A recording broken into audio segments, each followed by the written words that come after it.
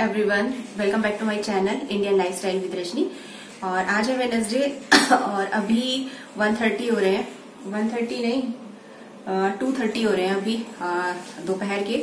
और मैंने खाना वगैरह बना दिया है, तो बिल्कुल सिंपल सा खाना बनाया है। कोई रेसिपी ऐसी अलग नहीं थी कि मैं शेयर कर सकूं।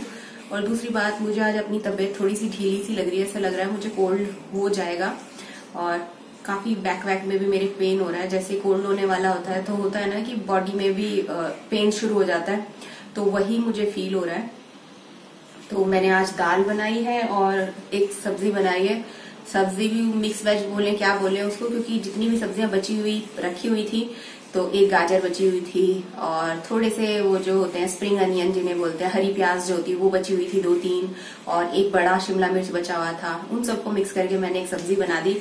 तो वो सब्जी हो जाएगी और दाल हो जाएगी और रोटियां मैं बनाऊंगी। तो अभी तविशी के आने का जैसे टाइम हो जाएगा तो बनाऊंगी मैं। और आटा वगैरह मैंने गूंद के रख दिया है। आपको एक टिप देना चाहूंगी। अभी मेरे पास एक क्वेश्चन आया है कि आप कैसरोल में जो रोटियां होती हैं उसको कैसे रखते हो, फॉइल में रखते हो या कपड़े के अंदर रखते हो? तो ना तो मैं फॉइल में रखती हूँ और ना ही कपड़े में रखती हूँ, क्योंकि फॉइल से भी अगर आप रखेंगे तो उसमें मॉइस्चर आ जाता है रोटी में, नीचे की साइड पसीना सा आ जाता है रोटी को, तो वो गीली गीली सी हो जाती है। और कपड़े में क्या होता है, आप कपड़े में रखो थोड़ी देर बाद ना कपड़े की भी स्मेल जो होती है वो उसके अंदर आ जाती है, कैसरोल रोटी के अंदर आ जाती है। इसलिए मैं क्या करती हूँ, मतलब मैं अपनी मदर इन लॉ वाला टिप आपको बता रही हूँ, वो क्या करती हैं उन्हीं से मैंने सीखा है।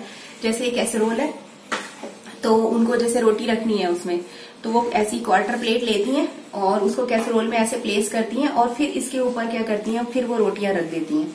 तो उससे क्या होता है, जो नीचे वाली रोटी होती है वो क्या होती है कि पूरा नीचे टच नहीं होती है, क्योंकि उसके कॉर्नर्स भी बच जाते हैं और वो जो सेंटर से भी जो होती है उसको ये जो होता है ये उसको बचा के रखती है। तो वो क्या होता है कि गीली नहीं होती है, हल्की सी तो होती है लेकिन इतनी नहीं जितनी की कपड़े में या फिर फॉइल में हो जाती है। तो आपकी जो रोटी है वो 90% तक मतलब ठीक रहती है, नीचे वाली भी उस खाने लायक रहती है। वैसी नहीं जो हम फॉइल में करते हैं या फिर हम लोग कपड़े में करते हैं, तो वैसी नहीं। तो मुझे ये टिप अच्छा लगता है, तो हमेशा अगर मैं कभी करती भी हूँ रोटी या पराठा रखती हूँ तो वो ऐसे ही करके रखती हूँ, फॉइल में नहीं, मतलब इस क्वार्टर प्लेट के ऊपर। आप भी देखना ये टिप अपना के आपको कैसा लगता है। मुझे तो बहुत अच्छा लगा ये टिप, और मैं तो कई सालों से कर रही हूँ, तो 12 सालों से, क्योंकि उन्हीं से सीखा था, तो शुरू से ही ऐसे करती आ रही हूँ। इवन मेरी भाभी हैं, उनको भी उन्होंने भी ऐसे देखा कि मैं ऐसे करके क्वार्टर प्लेट ऐसे रख के फिर रोटी रखती हूँ, तो उन्होंने भी ऐसे ही करना शुरू किया। और वो भी अब बोलती हैं कि बहुत ही अच्छा टिप है दीदी, मैं तो अब हमेशा ही ऐसे करूंगी। और मेरी रोटियां जैसे पहले बहुत गीली हो जाती थी या कपड़े में रख के स्मेल आती थी, अब नहीं आती है। तो इस टिप को आप अपनाइएगा और मुझे कमेंट करके बताइएगा आपको कितना अच्छा लगा। मुझे तो बहुत अच्छा लगता है। तो अगर अच्छा लगेगा ना तो प्लीज मुझे कमेंट करके जरूर बताना कि मेरी मदर इन लॉ का टिप आपको पसंद आया या नहीं आया। और अभी चलो पहले तो कमरे में चलती हूँ, वहीं पे बात करूंगी आपसे। तो ये वो मिक्स वेज है। मिक्स वेज भी क्या, जो भी सब्जियां बची हुई थी सबको मैंने बना दिया। ये वाली दोपहर की जो है ये सब्जी हो जाएगी, और ये दाल मैंने बना दी है, ये अरहर की और मसूर की दाल है, इनको मिक्स करके मैंने बना दिया था। बस अब मैं रोटियां बना लूंगी। तो अब मैं अपने कमरे में आ गई हूँ और मैंने सोचा चलो आराम से खड़े होकर यहाँ आपसे बात करती हूँ। एक तो वहां पे रोशनी भी किचन में इतनी अच्छे से नहीं आती है, क्योंकि साइड में से जो वो है शीशा है हमारा खिड़की वाला, उससे रिफ्लेक्शन आता रहता है, तो थोड़ी सी अजीब सी उसमें लाइटिंग्स में थोड़ी सी प्रॉब्लम आती है, तो क्लियर नहीं आती है पिक्चर। मतलब मैं क्लियर नहीं दिखती होंगी, इसलिए मैं यहाँ आई हूँ। तो यहाँ पे एकदम परफेक्ट आती है मतलब वीडियो अगर मैं बनाती हूँ, तो इसीलिए मैं यहाँ आई हूँ। और मुझे अभी जैसे लग रहा है कि कोल्ड हो जाएगा, तो अभी मैं उसकी दवाई लूंगी और सोच रही हूँ चाय पी लूं।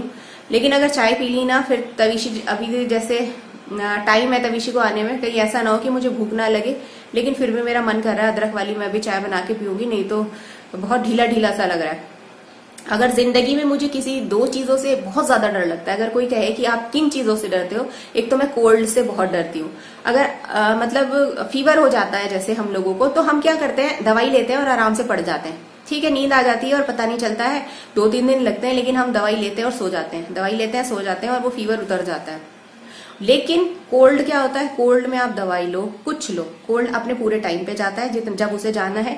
नींद कोल्ड में बिल्कुल नहीं आती, क्योंकि नाक बंद होती है, गला बंद होता है, बॉडी में भी पेन होता है, सब जगह पेन होता है, सर में भी पेन होता है। तो मुझे कोल्ड से बहुत घबराहट होती है, बहुत ही ज्यादा। ऐसे ही मुझे सबसे दूसरा जो डरावनी चीज लगती है वो लगती है दांतों का दर्द। उससे भी मुझे बहुत डर लगता है। एक बार मेरे मतलब दांत में पीछे जो दाढ़ जो होती है उसमें बहुत पेन था, तो डॉक्टर को दिखाया, मुझे लगा ऐसे कोई कैविटी है। तो डॉक्टर ने जब कैविटी देखी तो उसने बोला कि बहुत ज्यादा कैविटी है, आपको रूट कनाल कराना पड़ेगा। फिर मैंने रूट कनाल कराया, तो इतना उन दिनों उस दौरान इतना पेन होता था। वो वाला जो रूट कनाल वाला पूरा प्रोसेस है इतना पेनफुल होता है वो। और उससे पहले भी वो जो दांत का दर्द था वो यहाँ से शुरू होकर वो पूरे यहाँ तक जाता था। इतना दर्द पूछो मत। 1-1.5 महीने मैंने सिटिंग ली है, तब जाके मेरा ठीक हुआ है, क्योंकि डॉक्टर ने कहा था कि बहुत ज्यादा अंदर तक घाव हो चुका है और वो मतलब इतनी जल्दी आपको काफी मतलब सिटिंग लेनी पड़ेगी तब जाके आप ठीक होगे। उसके बाद वो सब ठीक हो गया। बहुत डरावना टाइम था वो। 1 साल बाद फिर मेरे को उसी ही जहां पे मैंने रूट कनाल कराया था वहां पर ही मैं एक दिन सुबह जैसे ब्रश कर रही थी, तो ब्रश करते करते क्या हुआ, एकदम से मेरा जोर से जो ब्रश था उस वाले वहीं पर ही जहां मैंने जिस दांत में कराया था रूट कनाल उस पे जाके लग गया। उस पे जैसे ही लगा तो क्या हुआ, मेरे जो अंदर वाला दांत होता है, रूट कनाल में तो एक कैप होती है जो ऊपर लगती है, उसके अंदर जो हमारा दांत होता है उसकी प्रोटेक्शन के लिए वो, तो भाई वो उसमें फ्रैक्चर हो गया। और फिर मैं डॉक्टर के पास गई। इतना पेन। डॉक्टर ने पहले तो ऐसे ऊपर से देखा और उसको हल्का सा दबाया, उसको दवाई वगैरह लगाकर घर भेज दिया कि ठीक है। वो जब डॉक्टर ने उसमें से वो थोड़ा सा पस वगैरह सा पड़ गया था वो निकाला जब, तो मुझे बड़ा आराम आया। घर आई तो इतना फिर से पेन स्टार्ट हुआ, इतना पेन कि मुझसे खड़ा ही नहीं हुआ गया। फिर उसके बाद में फिर डॉक्टर के पास गई। फिर वैसे ही 1-2 महीने तक मेरी सिटिंग चली है और इतना पेन होता था मैं बता नहीं सकती हूँ। और वो पेन मैं आज तक फील करती हूँ और कई बार मेरे सपनों में भी वही दर्द आता रहता है कि ऐसा लगता है कई बार तो जैसे मेरे दांत टूट गए, मेरे सारे दांत टूट गए। कई दिनों तक तो मुझे ऐसे आता रहा। मैं अपने हस्बैंड को बताती थी कि आज मेरे सपने में आया कि ना मेरे सारे दांत गिर गए, तो विवेक देखो ऐसे ऐसे सपने आ रहे हैं। तो वो बहुत हंसते थे, कहते तुम पागल मत हो जाना।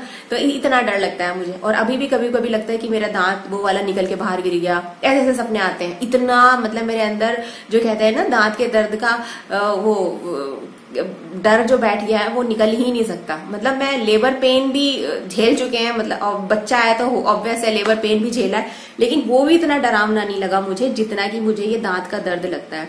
तो दांत के दर्द और कोल्ड ये दोनों चीजें मुझे बहुत ज्यादा डराती हैं, इनसे मुझे बहुत डर लगता है।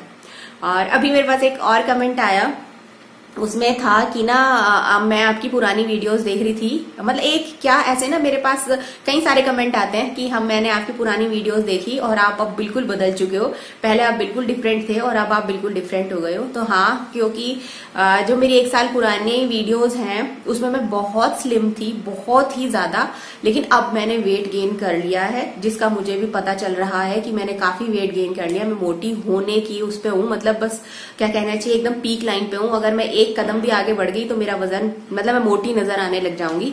तो मुझे अभी उस पर भी कंट्रोल करना है। मेरे हस्बैंड रोज मुझको टोक रहे हैं कि रजनी वेट गेन कर रही हो, थोड़ा सा कंट्रोल कर लो और आलस छोड़ दो। आलस भी कैसे कि पहले क्या होता था, मैं तवीशी को छोड़ने जा रही थी सर्दियों की शुरुआत तक।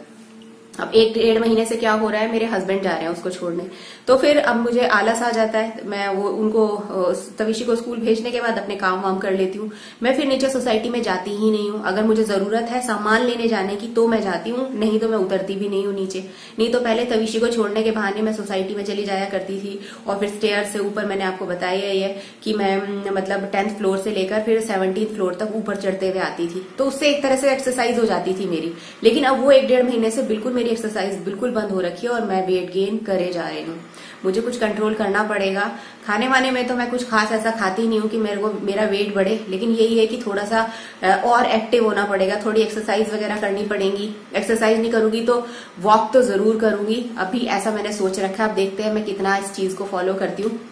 अभी तो ये सोच रही हूँ कि थोड़े दिन और थोड़ी सी ठंड कम हो जाए ना, फिर जाऊंगी। अब वो फिर कब आएगा उसका मुझे पता नहीं। तो बस यही था छोटा सा व्लॉग। और कल वैलेंटाइन डे है, तो आप सभी को, क्योंकि ये व्लॉग भी कल ही आएगा, तो हैप्पी वैलेंटाइंस डे। और कैसे सेलिब्रेट किया, क्या सोचते हैं आप वैलेंटाइन डे के बारे में, आपके क्या विचार हैं, मुझे कमेंट करके जरूर बताना।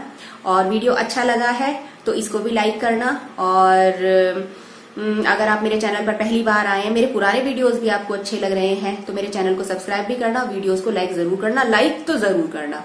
बस फिर मिलूंगी आपको जल्दी नेक्स्ट वीडियो में, तब तक के लिए बाय।